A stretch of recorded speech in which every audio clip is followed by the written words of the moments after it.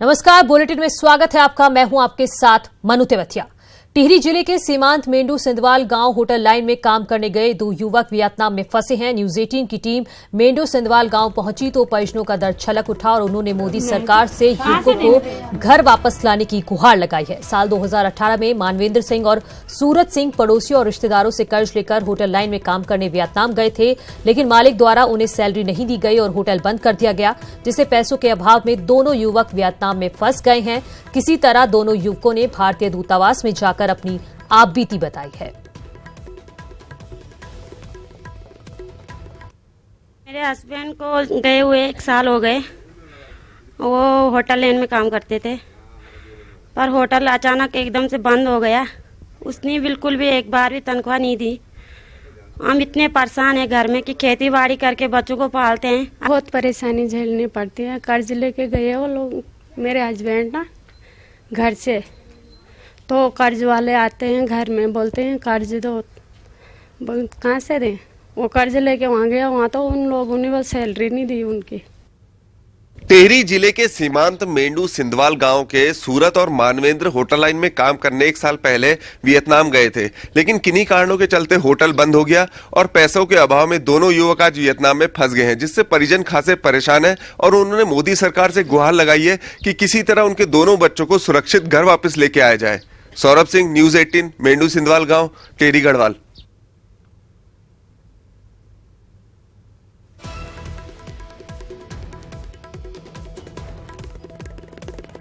तो टिहरी जिले के सीमांत मेंढू सिंधवाल गांव से होटल लाइन में काम करने गए थे दो युवक, लेकिन वियतनाम में वो फंस गए हैं। न्यूज 18 की टीम जब उनके गांव पहुंची है तो परिजनों का दर्द छलक उठा। उन्होंने मोदी सरकार से युवकों को घर वापस लाने की गुहार लगाई है। 2018 में ये लोग गए थे। मानवेंद्र सिंह और सूरत सिंह पड़ोसियों और रिश्तेदारों से उन्होंने कर्ज लिया था और वो कर्ज लेकर होटल लाइन में काम करने गए थे वियतनाम, लेकिन मालिक द्वारा उन्हें सैलरी नहीं दी गई। किसी वजह से होटल बंद हो गया, जिसके बाद मालिक ने उन्हें सैलरी नहीं दी। अब फिलहाल उनके पास पैसे नहीं हैं, जिसकी वजह से वो वापस नहीं आ पा रहे हैं, वियतनाम में फंस गए हैं। हालांकि दोनों युवकों ने जाकर भारतीय दूतावास में इस बात की जानकारी दी है, लेकिन फिलहाल वहां से क्या आश्वासन मिला है इस बारे में फिलहाल नहीं पता चल पा रहा है। तो न्यूज 18 की टीम जब उनके गांव पहुंची पीड़ितों के। आगे बढ़ते हैं। लंबे समय से कैंसर की बीमारी से जूझ रहे भाजपा नेता उमेश अग्रवाल का निधन हो गया है। वे करीब 60 साल के थे। उमेश अग्रवाल व्यापार मंडल देहरादून के पूर्व अध्यक्ष के साथ ही भाजपा में महानगर अध्यक्ष देहरादून और GMVN के अध्यक्ष भी रह चुके हैं। आज तड़के सुभाष नगर स्थित अपने आवास पर उन्होंने अंतिम सांस ली। उनके निधन की खबर मिलते ही उनके आवास पर पार्टी कार्यकर्ताओं समेत उनके चाहने वालों का शोक संवेदना व्यक्त करने के लिए तांता लगा हुआ है। उमेश अग्रवाल पूर्व सीएम भुवन चंद्र खंडूरी के करीबियों में से एक थे। उनके निधन के साथ ही खंडूरी युग का भी करीब करीब अवसान हो गया है। भुवन चंद्र खंडूरी खुद अपनी बीमारी और उम्र के चलते लंबे समय से सक्रिय राजनीति से अलग थलग हैं। उनके सिपह सलारों में उमेश अग्रवाल एक मजबूत स्तंभ माने जाते थे। कैबिनेट मंत्री प्रकाश पंत के बाद उमेश अग्रवाल के निधन से प्रदेश भाजपा को दूसरा बड़ा झटका लगा है। शाम 3:30 बजे उनका अंतिम संस्कार किया जाएगा। सीएम त्रिवेंद्र सिंह रावत और भाजपा नेताओं ने दुख व्यक्त किया है। वो हमारी पार्टी के एक कर्मठ कार्यकर्ता थे और सबके दुखों में खड़े होने वाले। कोई भी कार्यकर्ता हो, रात में भी अगर उनको मतलब फ़ोन कर दो कि हम ऐसे प्रॉब्लम में हैं, वो तुरंत आते थे और कहते थे कि मेरा फ़ोन कभी बंद नहीं होता, 24 आवर्स हमारा फ़ोन खुला है, आप कभी भी कॉल कर सकते हो हमें, हम आपके दुख में खड़े हैं। और पार्टी ने तो आज एक कार्यकर्ता भी खोया है, एक अच्छा इंसान भी खोया है।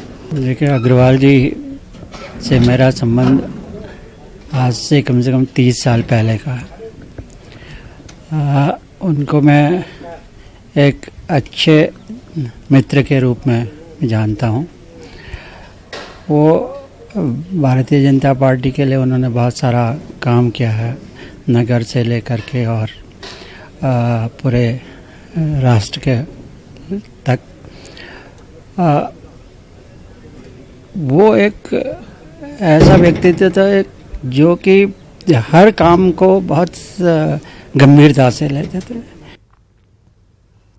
और इसी खबर पर बातचीत करने के लिए हमारे संवाददाता सुनील प्रभा जुड़ गए हैं देहरादून से। सुनील, जाहिर तौर पर एक बड़ा झटका, दूसरा जो बड़ा झटका लगा है भाजपा को, पहले प्रकाश पंत और अब उमेश अग्रवाल का जो निधन हुआ है। बिल्कुल मनु, ये भाजपा के लिए व्यक्तिगत लॉस भी है कि हफ्ते भर के अंदर उसके दो बड़े नेता चले गए हैं, प्रकाश पंत और उमेश अग्रवाल। जहां तक उमेश अग्रवाल की बात है, वो व्यापार मंडल देहरादून के अध्यक्ष भी रह चुके हैं पूर्व में, और पार्टी के महानगर के अध्यक्ष भी रह चुके हैं। इसके अलावा GMVN में भी GMVN के अध्यक्ष पद पे रहे, और उनका भाजपा संगठन में एक महत्वपूर्ण स्थान माना जाता था उमेश अग्रवाल का। और खासकर जो पूर्व CM भुवन चंद खंडूरी हैं, वो उनकी जो पांच के हैं उनमें एक लीडिंग नेता माने जाते थे। भुवन चंद खंडूरी के विश्वास पात्र थे। और राजनीतिक हलकों में अब इसके बाद ये भी चर्चा है कि जिस तरह से भुवन चंद खंडूरी पिछले 1.5-2 साल से उत्तराखंड की राजनीति में पूरी तरह से निष्क्रिय पड़े हैं, तो उनके जो यहाँ पर जो उनके फॉलोअर्स थे उनमें उमेश अग्रवाल सबसे टॉप में माने जाते थे। और अब उमेश अग्रवाल के जाने से भी एक तरह से ये कह सकते हैं कि उत्तराखंड में जो खंडूरी युग था उसका भी उमेश अग्रवाल के साथ एक अवसान भी हो गया है, ऐसा भी राजनीतिक हलकों में माना जा रहा है। बहरहाल आज जैसे उनके निधन की सूचना मिली, बड़ी संख्या में भाजपा के कार्यकर्ता और जो स्थानीय लोग थे वो उमेश अग्रवाल के आवास पर पहुंचे। जैसा कि अभी आपने सुना भी कि लोग कितने मन से उनको याद कर रहे थे कि उनका संगठन के एक कार्यकर्ता को जोड़ने में उनका बड़ा योगदान था, उनसे व्यक्तिगत अटैचमेंट उमेश अग्रवाल का हो जाया करता था। ये उनकी खूबी रही है। आज लोगों ने उनको याद किया। अभी करीब 3:30 बजे के आसपास उनका अंतिम संस्कार किया जाएगा लक्खीबाग में। तो तमाम जो भाजपा के नेता हैं वो उमेश अग्रवाल को श्रद्धांजलि देने पहुंच रहे हैं। इसके अलावा खुद मुख्यमंत्री त्रिवेंद्र रावत भी उनके आवास पर पहुंचे और उन्होंने शोक संतप्त परिजनों के प्रति सांत्वना व्यक्त की। जी सुनील, आपने परिजनों से बात की होगी, उनका क्या कुछ कहना है? देखिए मनो, वो लंबे समय से कैंसर से पीड़ित थे। सिंगापुर में उनका उपचार चल रहा था, लेकिन पिछले कुछ दिनों से डॉक्टरों ने हाथ खड़े कर दिए थे और उनको बताया गया था कि आप उनको ले जाइए। तो वो देहरादून में ही थे, अपने आवास पर, सुभाष नगर में उनका आवास है, यहीं पर उनका उपचार चल रहा था। सुबह करीब तड़के 3:30 बजे के आसपास उन्होंने अंतिम सांस ली। और इसके बाद जैसे ही लोगों को उनके निधन की सूचना मिली, किसी को उम्मीद नहीं थी कि ऐसी भी घटना घट जाएगी। करीब 60 साल के आसपास उनकी उम्र थी और वो अभी भी एनर्जेटिक थे। भाजपा में उनकी सक्रियता बनी हुई थी। पिछले निकाय चुनाव में। बिल्कुल सुनील, बहुत बहुत शुक्रिया आपका इस तमाम जानकारी के लिए। बीते 6 जून को केदारनाथ धाम में तीर्थयात्रियों से बदसलूकी के मामले में CM त्रिवेंद्र सिंह रावत द्वारा DM रुद्रप्रयाग को जांच के आदेश दिए गए थे, जिसके बाद DM रुद्रप्रयाग मिंगेश गिल्डियाल ने केदारनाथ की ज्वाइंट मजिस्ट्रेट IAS प्रतीक जैन के नेतृत्व में टीम गठित कर जांच के आदेश दिए हैं, जो कि पूरे मामले में गहनता से जांच कर 1 सप्ताह के अंदर अपनी रिपोर्ट देगी। जांच कमेटी CCTV फुटेज से लेकर प्रत्यक्षदर्शियों के बयान ले रही है। केदारनाथ में CO को भी जांच में सहयोग के निर्देश दिए गए हैं। पूरे मामले में DM मंगेश गिल्डियाल का कहना है कि तीर्थयात्रियों द्वारा मात्र आरोप लगाए गए हैं, जिसका कोई प्रमाण नहीं दिया गया है। जांच में अगर अभद्रता का दोषी पाया जाता है तो उस पर कड़ी कार्रवाई की जाएगी।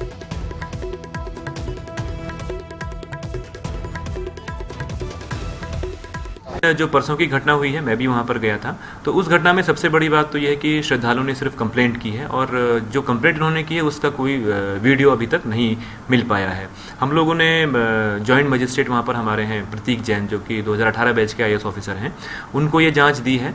वो सभी पहलुओं की जांच कर रहे हैं। जो प्रत्यक्षदर्शी हैं उनके भी बयान ले रहे हैं। इसके अतिरिक्त जो वहाँ पर CCTV कैमरे हैं उनकी भी फुटेज चेक की जा रही है। और हम लोग पूरी कोशिश कर रहे हैं कि अगर वास्तव में किसी का इन्वॉल्वमेंट है और अगर दुर्व्यवहार हुआ है और इंटेंशनली किसी ने वहाँ पर दुर्व्यवहार किया है तो कड़ी से कड़ी कार्रवाई हम उसमें करेंगे।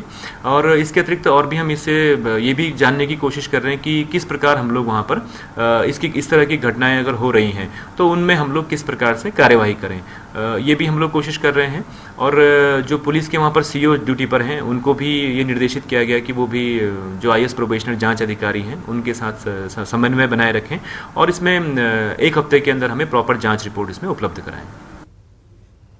उधम सिंह नगर में अवैध खनन पर सख्ती से अंकुश लगाने के लिए जिले के SSP ने जिले के 3 खनन क्षेत्रों काशीपुर, बाजपुर और सितारगंज के प्रभारी निरीक्षकों के तबादले कर दिए हैं। जिले के SSP बरिंदरजीत सिंह ने संजय कुमार को काशीपुर, चंचल शर्मा को बाजपुर और सुधीर कुमार को सितारगंज का प्रभारी कोतवाल नियुक्त कर दिया है। उधर बाजपुर के प्रभारी निरीक्षक गोविंद वल्लभ जोशी को कोतवाल बाजपुर के पद से हटाते हुए SSP कार्यालय में अटैच कर दिया गया है।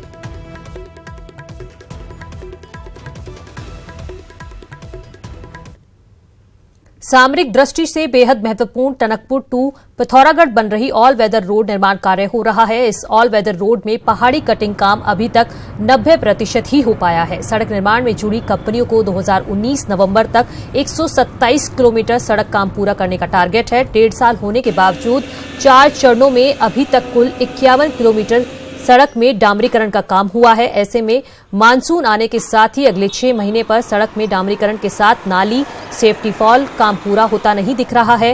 हालांकि समय पर काम पूरा न होने पर NHI अधिकारी काम पर रही कंपनियों पर जुर्माना लगाने की बात कह रहे हैं।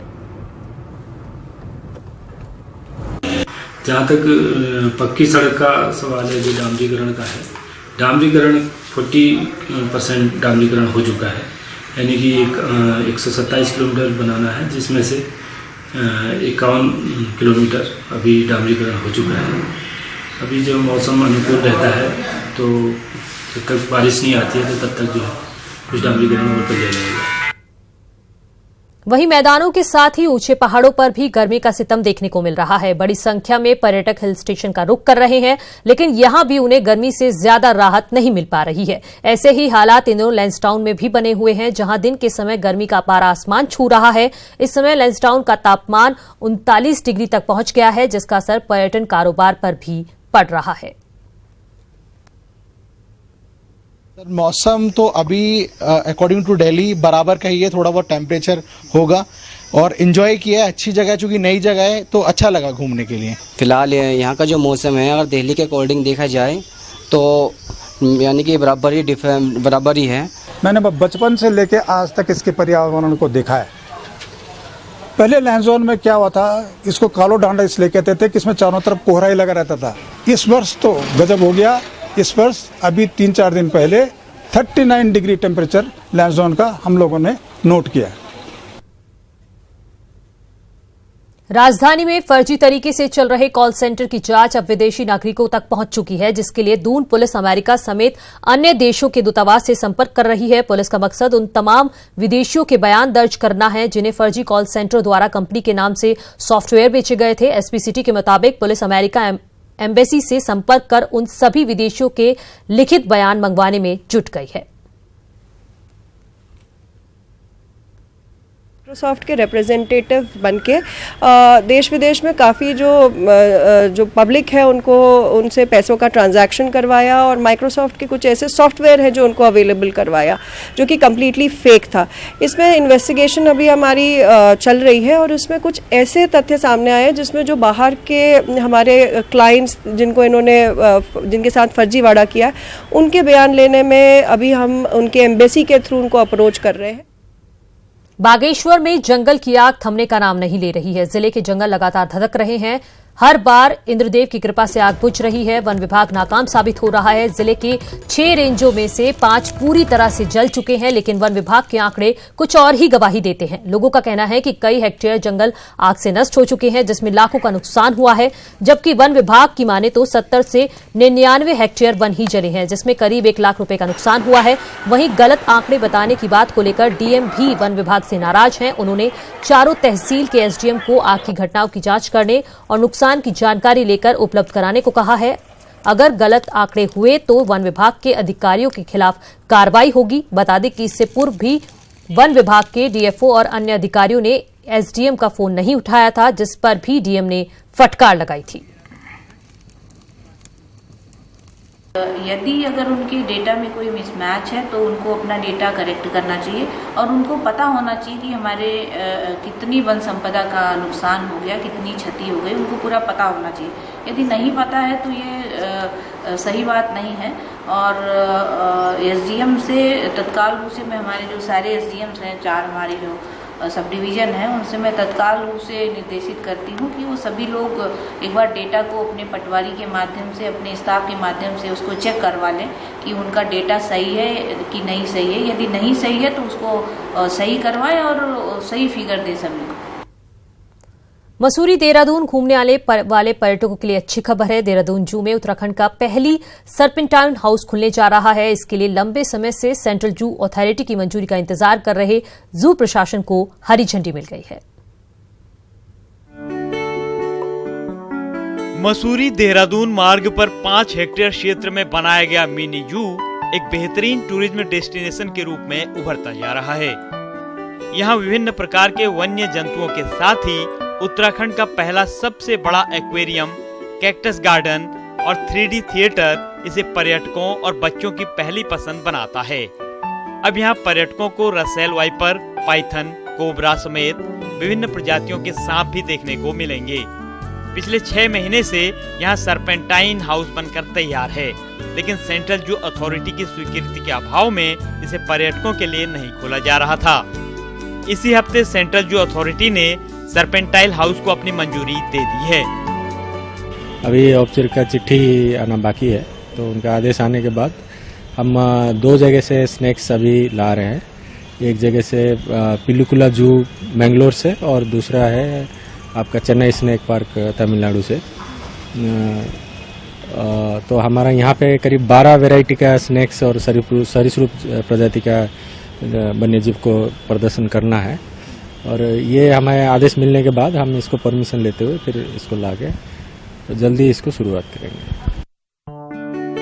इको फ्रेंडली सिस्टम के तहत बनाया गया जू देहरादून मसूरी आने वाले पर्यटकों की पहली पसंद है। इसका अंदाजा इस बात से भी लगाया जा सकता है कि पिछले वित्तीय वर्ष में इस जू में रिकॉर्ड 7 लाख पर्यटक पहुंचे। हमारे यहाँ पे जो एक्वेरियम है, एक्वेरियम में तो हमारा ये जून 2017 में इसका उद्घाटन हुआ था, उसका लगभग खर्चा हमारा निकल चुका है। एक्वेरियम में अर्निंग हो चुकी है हमारी। और जैसे हमारा अभी 3D है, 3D में भी हमारा लगभग उसी दिन उसका भी उद्घाटन हुआ था।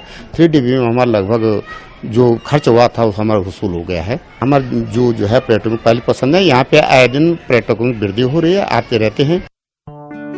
क्वालिटी मैनेजमेंट और एनवायरमेंटल मैनेजमेंट के लिए अंतर्राष्ट्रीय संगठन ISO से 2 प्रमाण पत्र हासिल करने वाला देहरादून जू देश की चुनिंदा बेहतरीन जू में शुमार है। यहाँ 27 प्रजाति के 344 पशु पक्षी, कैक्टस की 450 प्रजातियों के बाद अब विभिन्न प्रकार के सांप आपके टूर को यादगार बना देंगे। न्यूज़ 18 के लिए देहरादून से सुनील नवप्रभात की रिपोर्ट। और इसी के साथ बुलेटिन में इतना ही। नमस्कार।